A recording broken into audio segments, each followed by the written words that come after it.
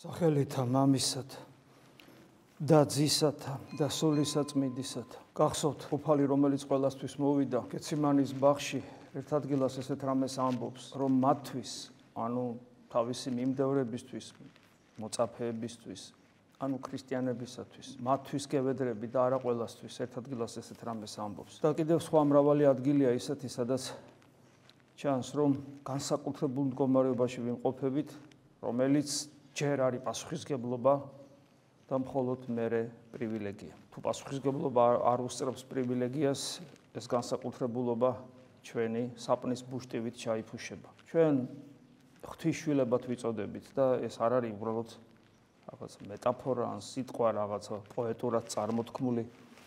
ეს მიანიშნებს ჩვენს ონტოლოგიურ ცვლილებაზე, ჩვენი ყოფიერების არსობრივ ცვლილებაზე მიანიშნებს, რომელიც გამოიხატება სიტყვით ახალი ქმნილება. და ხშირად გვითხოვს, რომ ჩვენ უბრალოდ კი არ ვიცვლებით, ან უკეთესები კი არ ხვდებით, სხვა არსებებად უნდა გადავიქცეთ. ეს ყოველთვის უნდა გვახსოვდეს, არასოდეს უნდა დაგვავიწყდეს. ერთგვარი პრევენციული ზომაც არის ამის ხსოვნა, რომ არასოდეს მოვიხიბლოთ საკუთარი წარმატებებით, თუნდაც ეს წარმატებები სულიერად გვეჩვენებოდეს, იმიტომ რომ სულიერი წარმატება მით უმეტეს ყოველთვის ნიშნავს ღმერთთან თანამშრომლობას, რომელიც არის სამყაროსათვის გონება მიუწვდომლად, მაგრამ სიმდაბლე. და თუ ჩვენ მასთან ერთობაში მოვდივართ და შესაბამისად მას ვემსგავსებით, სიმდაბლე უნდა გვახასიათებდეს, რომლის ერთ-ერთი დასტური ქმნილებაში ღმერთთან სხვანაირად ვლინდება ეს სიმდაბლე.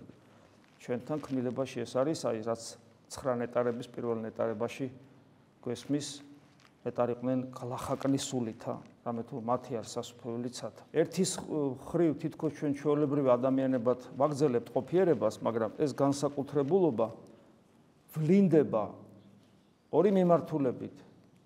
ეს არის პირველი ღმერთთან მიმართებაში. მისი უპირობო და აბსოლუტური მორჩილება. მე მინდა გითხრათ, რომ ეს იმდენად რთულია, რომ ეკლესიაში ღვთის განგებულებით დაწესდა მონაზვნობის ინსტიტუტი, სადაც ეგ ისწავლება ზუსტად მონასტერში, ეგ არის მთავარი. ამიტომ ის მონაზვნობა მონასტრის გარეთ გამონაკლისები არსებობს, მაგრამ ეს გამონაკლისები არის იმდენად უიშვიათესი, რომ წესად ვერავითარ შემთხვევაში ვერ ჩავთვლით. ამიტომ მონაზვნობა პირველ რიგში ეს არის მონასტერში მყოფობა და იქ მორჩილების სწავლა. ანუ იმდენად რთულია, ამის თქმა მინდა ვაგრძელებ ამ აზრს, რომ ადამიანი ღვთის განგებულებას უპირობოდ ყოველგვარი რევიზიის გარეშე ღვთის განგებულება სრულად ემორჩილებოდეს, ეს იმდენად რთულია, რომ ღმერთმა დააწესა მონაზვნობის ინსტიტუტი, სადაც ისწავლება რა, როგორ უარყო შენი ნება, თუ ღმერთს ვერ ხედავ, კი ბატონო, მაგრამ შენს წინაშე მდგომარი ავტორიტეტის წინაშე, რომელიც შენ მოძღვრად იწოდება. ეს არის მონასტრის წესში უმთავრესი. თუ ეს არ არის, დანარჩენი ყველაფერი წყალში იყრება. და რატომ არის რთული ასეთი, რომ ღვთის მორჩილი ვიყოთ? იმიტომ რომ ჩვენ ძალიან გვიჭირს გაგებაც და მერე დატევნაც ღვთის ნების. ამიტომაც არის, რომ ღმერთის შვილობის ერთ-ერთი მთავარი პირობა არის, რომ ღვთის ნება იყოს აღსრულებული ჩვენში, იყავ ნება შენი და ეს სავედრებელად მოგვცა უფალმა, იმიტომ რომ ეს მართლაც სავედრებელია, ჩვენ ამას უნდა ვევედრებოდეთ მართლა. კიდევ ვიმეორებ, აქ არის ორი რამ. პირველი, ღვთის ნების გაგება არის ძალიან რთული, თუნდაც ყოველდღე ვკითხულობდეთ ჩვენ და უნდა ვკითხულობდეთ წმინდა წერილს და წმინდა მამებს და მაინც რთულია და ამ სირთულის ერთ-ერთი მთავარი მიზეზი არის, თუ არ ვკითხულობთ ხო თავისთავად და თუ ვკითხულობთ, არის მერე გაგება, აღმოკითხვა და მერე დატევნა. იმიტომ რომ ჩვენ ცხოვრობთ, აი ეს როგორც იონე მოციქული მერე იტყვის, რომ თავის წერილში, რომ ამასოფლის წესი და კანონი რა არის, გულისხმაი ხორცდა, ანუ ეს სიამოვნებით ცხოვრება, სიამოვნებით მოყვარეობა, ანუ რასაც გემოთმოყვარეობა ქვია, გემოთმოყვარეობა ზოგს მაინდამაინც გასტროლოგიური საქმიანობა და პრობლემები გონია. გემოთმოყვარეობა ფართე ცნებაა და ფართე არეალი აქვს ამას, ეს არის სიამეთმოყვარეობით ცხოვრება, მეორე გულისხმაი თვალთა, ანუ ეს არის მომხვეჭელობა, რაც სევძველი ტერმინით გამოიხატება როგორც ვერცხლის მოყვარეობა და ვერცხლის მოყვარეობა, ზოგს რა გონია, მაგრამ სინამდვილეში ეს არის მომხვეჭელობა ამ ქვეყნიური სიმდიდრის და ძალაუფლების ძალაუფლების, ეს აქეთკენ არის სწრაფი ადამიანი და მესამე ეს არის სიამაყე ამასოფლისა, ანუ პატიმოყოლობით მაცხოვრებელი ადამიანი, სიამაყე, სადაც დომინანტია მასში საკუთარი ნება, საკუთარი სიმართლე და ასე შემდეგ. ეს იმდენად ძლავრად არის, უпростоრად იმდენად ძლავრად კი არ არის ჩვენში. ჩვენ ეგავართ. აი ეგავართ ჩვენ. გულისთქმაი ხორცთაი, გულისთქმაი თვალთაი და სილაღე, ანუ სიამაყე ამასოფლისა. ეგავართ ჩვენ. საოცრება ის არის, რომ მიუხედავად იმისა, რომ ეგავართ ჩვენ, ჩვენში მუშაობს გონების ის უმნიშვნელოვანესი ნაწილები, რომელსაც ქვია სინდისი და ტრანსცენდენტული შემეცნება, საიდანაც ჩვენში რწმენა შემოდის. ტრანსცენდენტული შემეცნებით რწმენა შემოდის, ხოლო სინდისის მიხედვით ჩვენ ხედავთ თუ სინდის მოусმენთ, საკუთარ თავს ეგავართ და აი ამ რაც ვართ, ამას ვხედავთ. სხვა რამეს კი არ ვხედავთ. აი რაც ავართ, ამას ვხედავთ. ეს ორი რამ დაგვიტოვა და ეს თვითონ თავისთავად არის უცნაური. იმიტომ რომ ადამიანი ღმერთი რო არ იყოს თქვა და ადამიანი რაღაც განვითარებული მაიმუნია, ხო? ან სინდისი რატო უნდა ხო? ხა მაიმუნს არ სჭირდება სინდისი. პირიქით, მაგრამ მაიმუნს რო სინდისი ქონდეს, საწყალი მოკვდება ცოტა ხანში მშიერიან რაღაც დაემართება უბედურება. ან რა სჭირდება მაიმუნს ტრანსცენდენტული შემეცნება, როგორც დარვინის მიწერა ერთმა მეგობარმა. შენ სისტემაშიო რაღაც ლოგიკას თითქოს ხედავ, მაგრამ ერთი რამე ვერ გამიგეაო, შიმპანზეს არ სჭირდება ფილოსოფოსის ტვინიო. არა ჭირდება რა. ის ჩვილებს და შედივრად გზნობს თავს კარგად.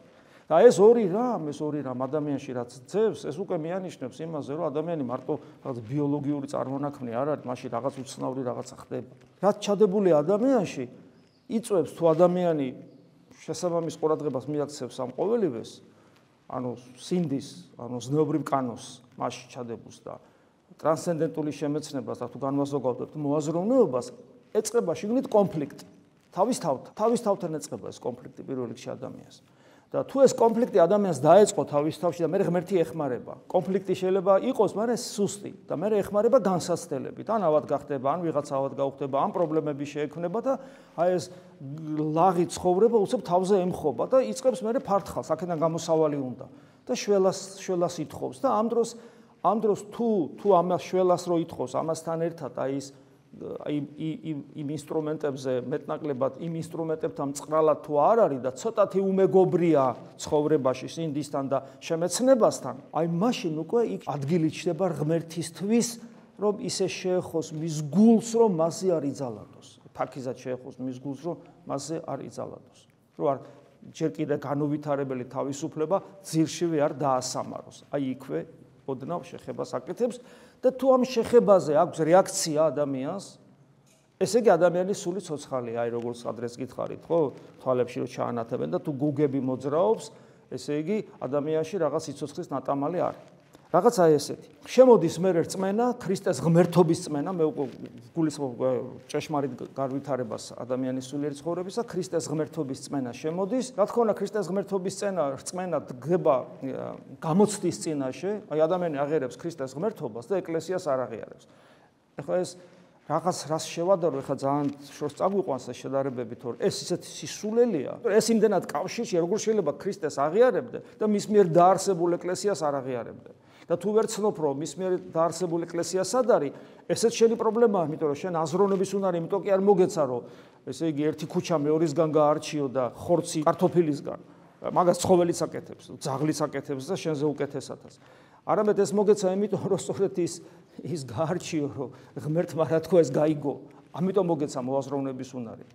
და თუ ქრისტეს მორჩილებას გაყვება და რატო ვერ იგებს მოაზროვნების უნარი არ აქვს, როგორ არა აქვს. ვერ თმობს აი სიამაყეს, რომელიც მისი ბუნებაა, სხვა ბუნება მას ჯერ არ აქვს. აი მას ვერ არ ეთმობა. ქრისტეს ღმერთობა თითქოს მიიღო, იმიტომ რომ რაღაც მოხდა ესე ღვთისწყალობითაც, მაგრამ იმის იქით ნაბიჯის გადადგმა საშინლად უჭირს. თუ ეს ნაბიჯის გადადგა და ჭეშმარიტი ეკლესიის წიაღში, რომელიც არის მართლმადიდებელი ეკლესია, რომელშიც ღვთისწყალობით და ჩვენი წინაპრების ლოცვით ჩვენ ვიმყოფებით, მე უკვე რა თქმა უნდა პრობლემები ამით არ თავდება, იმიტომ რომ შიგნით ეკლესიის ცხოვრებაში ჩვენი ყოველი ნაბიჯი საჭიროებს აი უკაცრავად ამ ტექნიკურ ტერმინს ვიხმართ მონიტორინგს საკუთარ გულზე. ისააკასური ამბობს, რომ ყოველ ნაბიჯზე ადამიანი აკონტროლებდეს საკუთარ თავს. ის კი არა, რომ გუში გავაკონტროლე და ზე გავაკონტროლებ. არა, აი ყოველ ნაბიჯზე, ყოველ გადაწყვეტილების მიღებაზე, აი ეხლა ამ ნაბიჯს გვაქვს, ეხლა ამ ნაბიჯს გვაქვს, რამდენად არის თანხვედრაში საღვთონებასთან. ესე ამბობს პირდაპირ ისააკასური. ახლა ისააკასური მინდა გითხრათ, რომ აბსოლუტურად ნდობას იმსახურებს, იმიტომ რომ ეს არის იმხელა დიდი მამა, რომ როგორც იოსების სიკასიც ამბობდა მგონი სხვაებიც, რომ ეს სამაგიდო წიგნი იყო სახარებასავით ყოველდღე კითხულობდნენ. იმდენად დიდია და მე გეტყვი ძალიან გაუგებარით თან, იმიტომ რომ ის საკუთარი გამოცდილებით საუბრობს და ძალიან ღრმა არის. ერთ-ერთმა ათონელმა ბერმა მითხრა ამას, რომ ჯერ მისი კითხვა არც დამიწყენო, ახლა მე თავხედურად რა თქმა უნდა ყველაფერს ვკითხულობ, მაგრამ იმ ადამიანმა ესე თქვა, რომ ეს ჯერ არც კი დამიწყია მისი კითხვაო, ცოტა გვერდზე მიდევსო რა. და ძალიან სულიერი ადამიანია ის ვიც ეს მითხრა. ანუ მე მის თქმა მინდა, რომ აი ესეთი დიდი ბუმბერაზე ამბობს, რომ ყოველი ნაბიჯი და ამას ერთხელ არ ამბობს, ბევრჯერ ამბობს. გესმით რა შეასახმე? აი ეს არის. ამიტომ ადამიანი აი ამ კონტროლში არის და თუ ასე აკეთებს და ასე აგრძელებს, მაშინ ეკლესიაში არსებული საღვთო მადლი მის გულში იღვრება და ნელ-ნელა ადამიანის განხთობის პროცესი იწყება და ნელ-ნელა ადამიანი ხდება ღვთისტაძარი. და ასეთი ადამიანების ერთობა ქმნიან იმ მცირე სამწყსოს, რომელზეც უფალი ამბობს. როგორ ამბობს?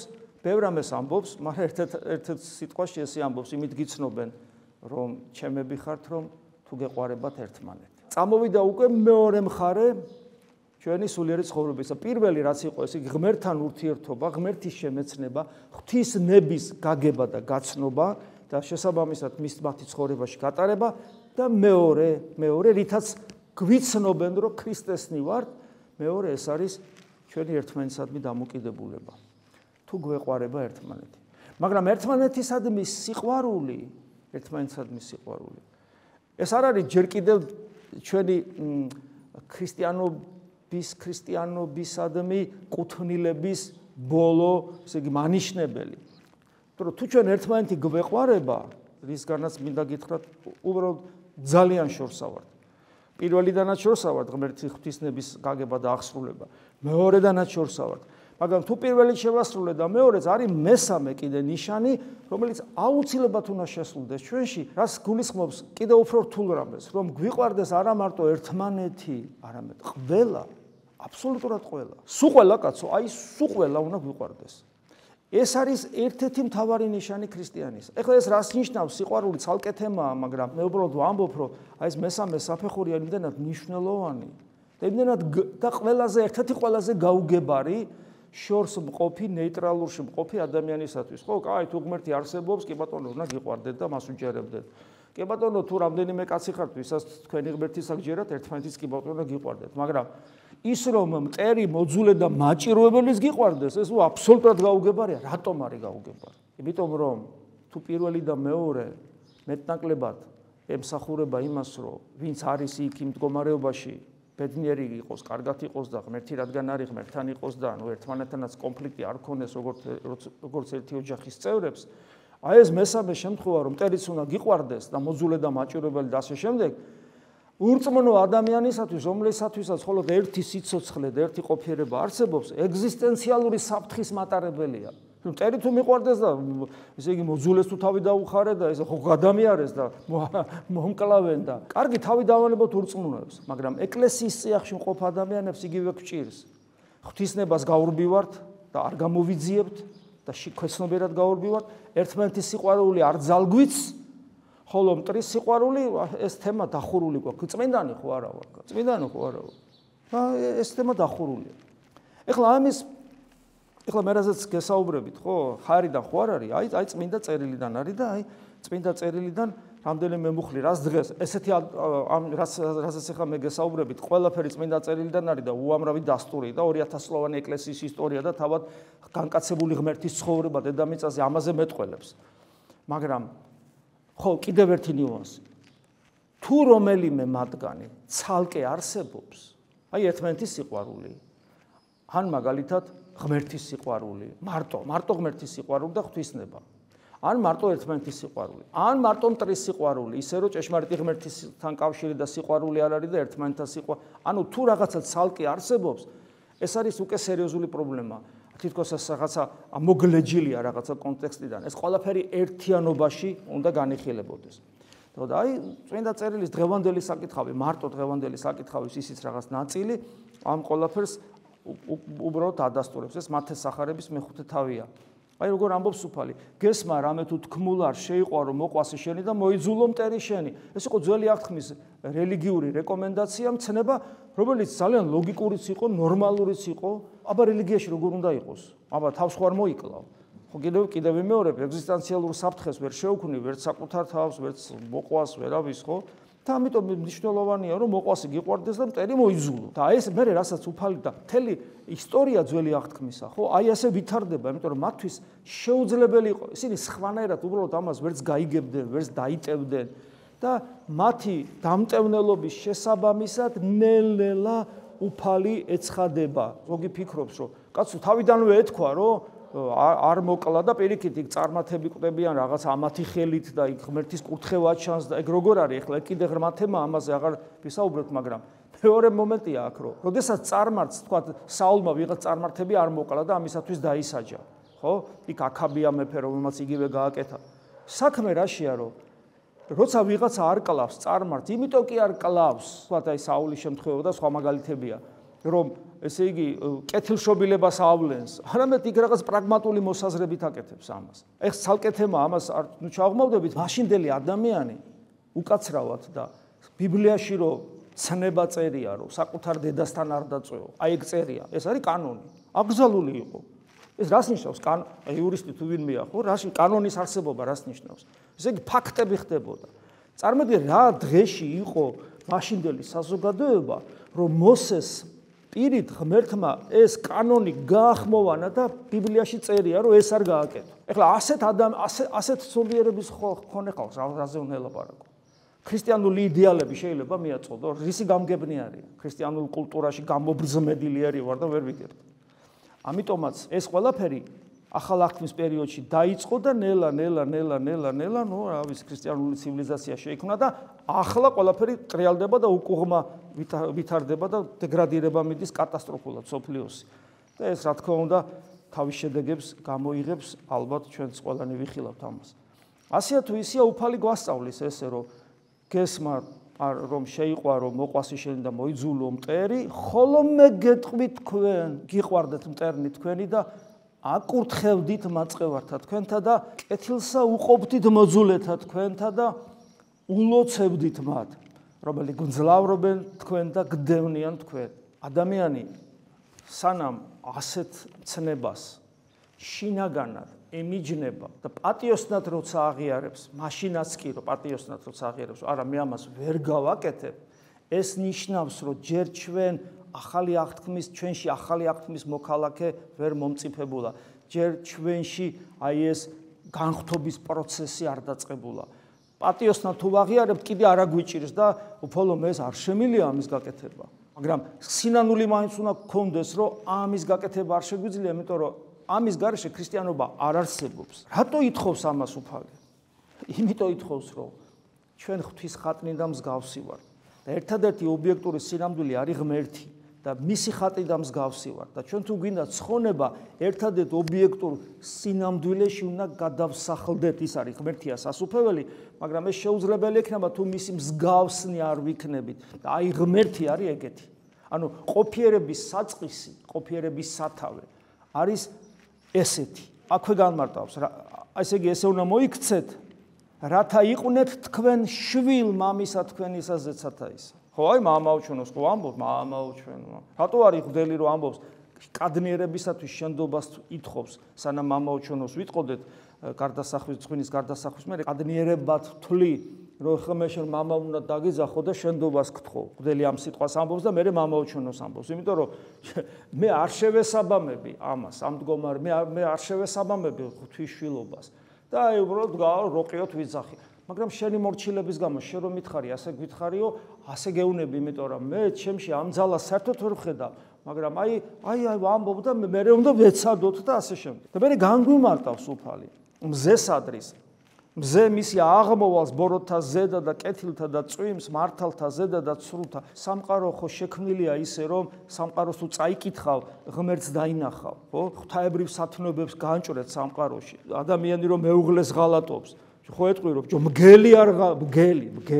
მგელი არ ღალატობს თავის მეწყვილეს მგელი ხო გედი კაი ლამაზია მგელია ხო ესე იგი ხო ღმერთმა ჩადო ამ სამყაროში რაღაც მაგალითები რომ ამის მაინც გამოგაფხიზლოს აი მზის მაგალითი მოყავს რომ ბოროტი კაცის ყანა და კეთილი კაცის ყანა ბოროტი კაცის ყანაზეც ანათებს კეთილი კაცის ყანაზეც ანათებს ბოროტი კაცის ყანაზეც წვიმს და კეთილი კაცის ყანაზეც წვიმს ერთნაირი მოსავალი მოდის ერთი ბოროტია მეორე კეთილი და ამის ეს მაგალითად მოყავს რომ აი ასეთია ღმერთი ყველა უყვარს უკვე თუ გიყვარდეთ მოყვარენით ხოლო თქვენი რა ის ასყიდელი გაქვთ რამე თუ მეზვერეთაცა ეგრეთვე ყვიან უკვე თუ მოიკითხავდით მეგობართა ხოლო თქვენთა რა უმეტეს იქმთ ანუ არა მეზვერეთაცა ეგრე ყვიანა და მეზვერე ხო იყო ეს სალანძღავი ყველაზე საშნელი ადამიანის სინონიმი იყო მეზვერე რა ესა სამშობლოს მოღალატე რწმენის მოღალატე მეზობლის მოღალატე საშინელი მძარცველი ყველაფერი ხო შეკრული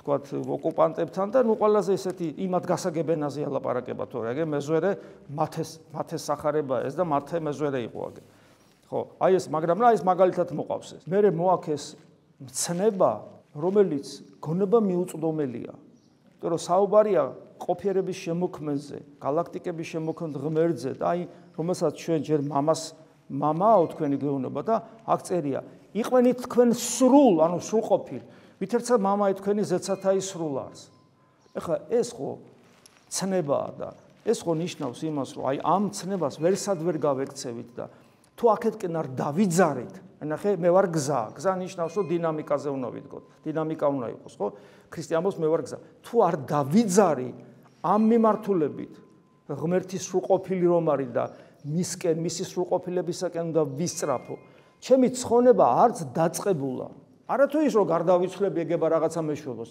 როგორ დაიცვლები არაფერი გეშველება უნდა დაძრული იყო აქეთ დაძრული თუნდაც ერთი ნაბიჯის შემდგარი იყოს და ეს ნაბიჯი მეორე ნაბიჯის დასაწყისი უნდა იყოს ეს ამ დინამიკაში თუ არ გარდაიცვალე ხოლო თუ შენი ცხოვრების წესით ღმერთმა დაგიფაროს სიტყვით მაგრამ თუ ცხოვრების წესით ამას არც კი ვგულისხმობთ ჩვენ ცხოვრებაში რომ ღვთაებრივი სრულყოფილებისკენ უნდა ვისწრაფოთ და სანამ ამას არ მივახცევთ მანამდე არ ვგლოვარებთ და ეს ნიშნავს რომ სულ უნდა ვგლოვარებდეთ როდეს ვაწუხებდეს ეს გლოვარებების კი არ ნიშნავს რომ ერთმანეთის წინაშე ვიტიროთ ღვთის წინაშე როცა ვარ წამდგარ უნდა ვაწუხებდეს რომ ხედავდე რა რომ აი ნაგავი ხარ არაფერი პავლე მოციქული ამბობს საკუთარ თავს ნაგავს უწოდებს აი ეგ ვარ მე გესმის დავით მეფსალმუნი ამბობს მატლი ვარო კაცო ხო და რა მოხდა ჩვენ ხანდახან ჩვენ თავი დავამცროთ და დავამციროთ როცა ღვთის წინაშე ვდგავარ და ვაღიაროთ რომ არაფერი ჩვენგან არ გამოდის რა და ამას რო აღიარებ საკუთარ თავთან ღმერთი გაძლევს მადლს სიხარულის მადლს რომ გამოდიხარ მოყვასთან გახარებული ხარ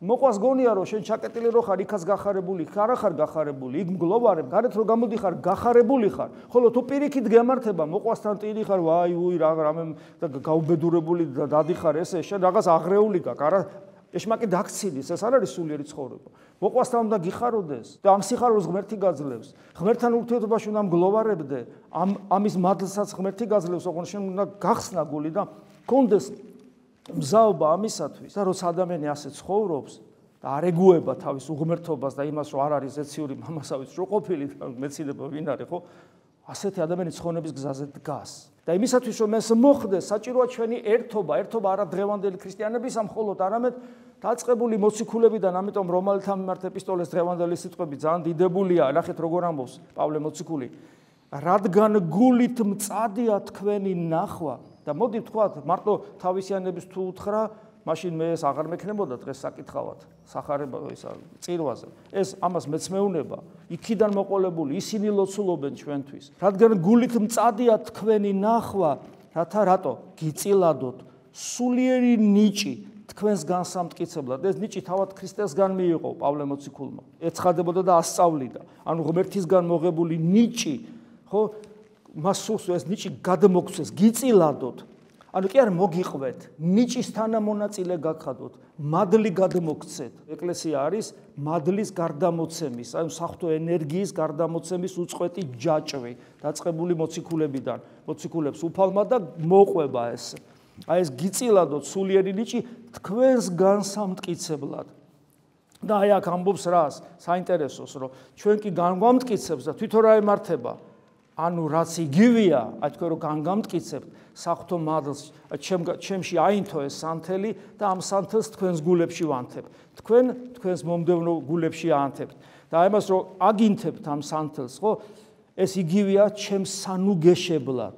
თქვენი და ჩემი საერთო რწმენით და პავლე მოციქული რომ საკუთარ ნათელს, რომელიც ღმერთმა ამოთო, კი არ ღვთის ნათელს, რომელიც მას შეანთია, რომ აგვინთებს ჩვენს გულში, ზემოდან კი არ გვიყურებს, არამედ ჩვენთან ერთად ხარობს.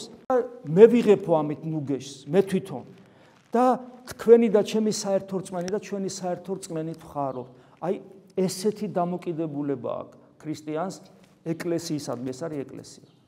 ამიტომ ვისაც ეკლესია არ უყვარს და ვინც ვერ ხვდება ეკლესიაში რისთვის არის, ან სიმართლეს ეძებს, რა თქმა უნდა, როგორც წესი ყოველთვის სამართლიანობას ეძებს, სამართლიანობის მაძიებელი ყოველთვის ესე იგი საკუთარი სიმართლით ხედავს სამყაროს, როცა ადამიანი ქრისტეს კი არა, არამედ სამართლიანობას ეძებს ეკლესიაში და მოყვას სიყვარულს აქ არ სწავლობს, მტრის სიყვარულზე ხო ლაპარაკიც კი ზედმეტია.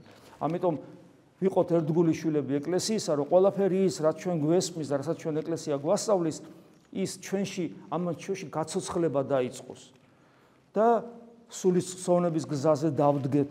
იმიტომ რომ მალე მოვა გარდაცვალება და მე არაფერი აღარ გვიშველის. გარდაცვალების შემდგომ მივიღებთ იმას, რაც დავთესეთ. და უნდა დავთესოთ ის, რასაც უფალი გვეუბნება და ისე, როგორც უფალი გვეუბნება და არა ისე, როგორც მე შეიძლება ვხედავთ.